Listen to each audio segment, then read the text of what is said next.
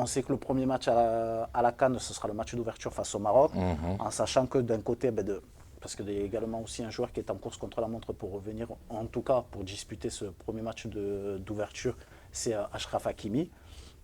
De l'autre côté, Mazraoui, on sait que ce sont deux joueurs qui lancent les offensives depuis les couloirs et qui partent de derrière.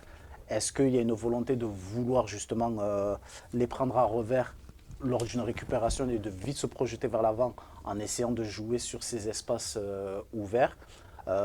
Si c'est le cas, ça a été plutôt bien fait parce que on a vu de là avec le remplaçant, que ce soit Faiz Matoir qui apportait beaucoup de verticalité, ainsi que Benjalou Youssouf qui en dédoublement allait chercher justement dans ces fameux couloirs et voir un petit peu ce que ça pourrait donner en se disant si on fait un bloc médian ou un bloc bas et de vite repartir en 2, 3, 4 passes et se retrouver devant le but. Et là, il y aura certainement, plus pendant la CAN, les retours de Rafiki Saïd, de Mizel Maoulida et de Faïs Selemani, qui font partie des 3 titulaires en attaque.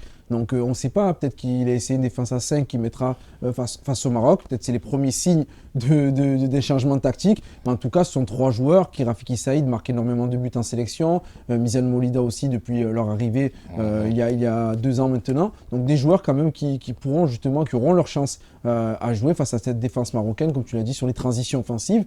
Et il ne faut pas négliger l'aspect, parce que ce n'est pas tout noir ou tout blanc. Tu ne vas pas jouer soit la possession, soit les transitions. Un match aussi, il va falloir calmer le tempo. Et c'est bien de voir des Kantoum Changama enchaîner les sélections, parce qu'il va faire partie, c'est le pilier pour moi de la sélection. Il y a un brassard, c'est le pilier, il va jouer au milieu de terrain, et c'est lui qui va donner le tempo, parce que des fois, ok, il va falloir jouer sur les couloirs, mais il y a des fois aussi, il va falloir des moments conserver 1, 2, 3, 4 passes pour casser ce pressing que vont mettre en place les Marocains chez eux à domicile, dans leur stade, devant 70 000 personnes.